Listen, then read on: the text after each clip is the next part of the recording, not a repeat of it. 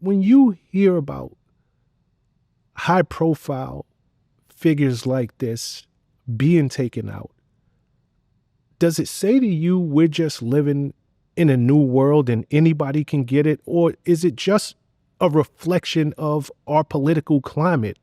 Because politically, I mean, at the bare least once a month, we're seeing these political figures either having assassination attempts on their life or being taken out. Yeah, I think it's a mix of both, man, to be honest with you. I think it's just like the way things are now, but that's based on because of the political environment that we're in. You know, I think there's a lot of tension with politics.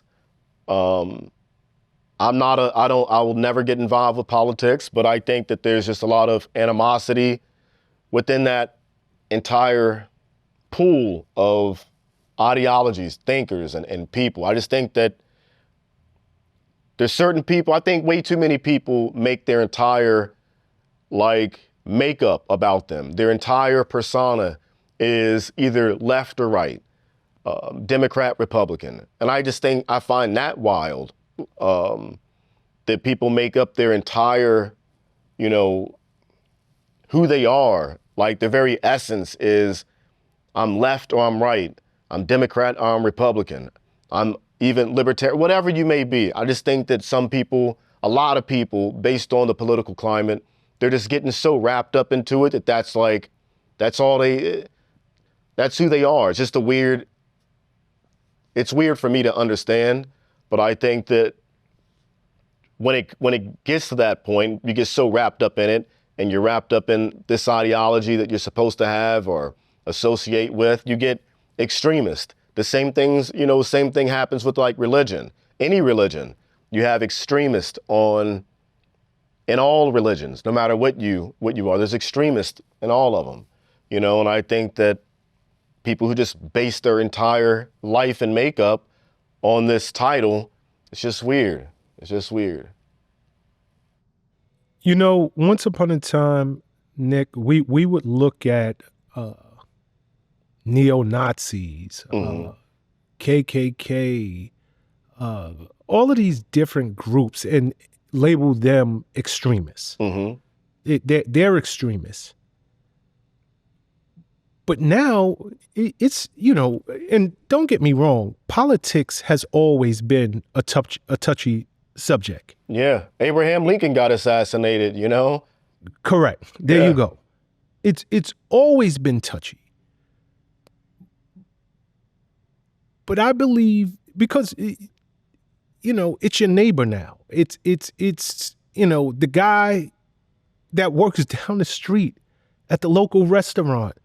But I truly believe that the politicians, the talk show hosts, the people who have these huge megaphones, they have to start taking responsibility no matter what side of the fence that you sit on, because they're always calling for nonviolence.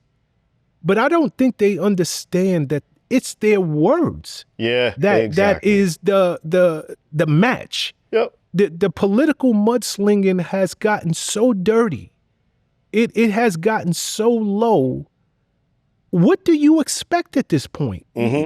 Whereas once upon a time, these groups, they were standalone groups. You can almost spot them. Now people are watching Fox News, MSNBC, CNN, and they're seeing the people who are supposed to be the leaders of this country. And those people are literally lighting the match day in and day out, telling you how the opposing side is ruining your life. Oh, yeah. Yeah. And then when something like this happens, they're confused and calling for nonviolence. Well, what did you think was going to happen? Yeah, I agree 100%. 100%. Yes, sir. Yes, sir. I think that on both sides, you get the certain rhetoric from either side is like the match, to spark whatever is going to be sparked, violence, whatever, hate. But I 100% agree with that. You know, you call, some people don't think the same way, or like everyone else, or the majority of people. They have a lower, I don't know, they don't think the way we do, or the average person does. And you say words like, hey, this guy's a Nazi, or this guy is this, you know, yeah, you can definitely spark something off with somebody who can't think for themselves, someone who has a lower IQ, if you want to call it that. They can't think for themselves, and they go out and do stupid stuff like this because they've been told over and over again, this person's trying to ruin your life, this person's after you, they're going to kill you, do whatever, you know, they're going to kill your family, you won't be, whatever the stupid stuff that they're saying. People take that to heart, man, and I think they go out and they're starting to act on it. But I don't think anybody's taking real responsibility for it either. You know, we all have free speech, but then like there's consequences that come with free speech. You know, some people you can't call them certain things without getting punched in the mouth. That's a consequence of free speech. But I think that these politicians and talking heads, they go out there and I think that I don't know, it feels like they're intentionally trying to start something. That's why they do use these trigger words or whatever to incite something. And they fall back on the same, oh, I don't really want violence, we want peace. Well, why speak like that if you want peace then? Why use these aggressive broadcasting words that may not even fit this person? You know, are they Nazis? I don't know. I don't know half these people. 90% of them, I don't even know. But do I believe they're Nazis? I don't know. I don't think people realize what that even is anymore.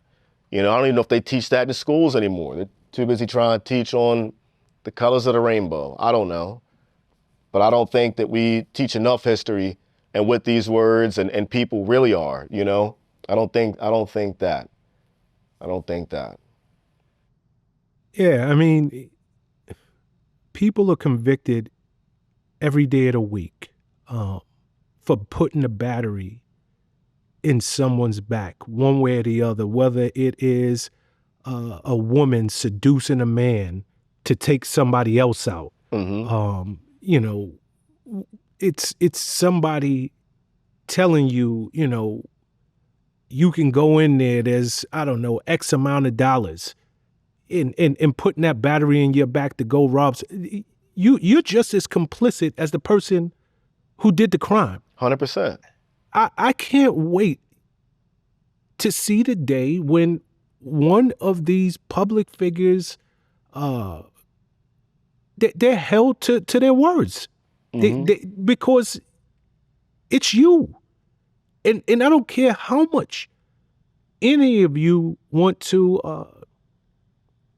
say we should have the right to free speech. But the First one Amendment. thing, a free speech, there's you can't incite violence though. Like you can have free speech, but inciting violence, I believe it's written in the First Amendment. Like that, it's like an oxymoron, if you will. But yeah, you can't incite violence and call it free speech at the same time. I can't incite a riot or say, hey, we're all going to go up and we're going to take over the government or whatever. Like that's free speech, but it's not because I'm inciting violence, and it like goes against that. So I think that's yeah, you're right about that. You're right. Once we get into that slippery slope of inciting violence and causing people to do harm to other people, then yeah, the people who incited that should be held accountable for it. They really should. And I wish that there is a prosecutor that is brave enough to say, look, you all are responsible, but I'm going to go after X because I want to make an example. And then and only then will some of them start to you know, tone it down on their rhetoric. Mm-hmm. But these are politicians you're talking about, though. To even get them, I mean, that's a tough one. These are politicians, you know? But they're dirty people. We got to stop looking at them like they're good people to begin with.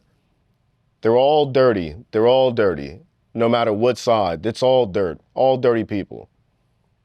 They're not going to come out here and speak angelic tones. No, I don't believe that. There's always an underlying something. I want to win. I got to keep my power. So to keep my power, I got to talk bad about these other people. So yeah, I mean, it's a dirty game and they are dirty people.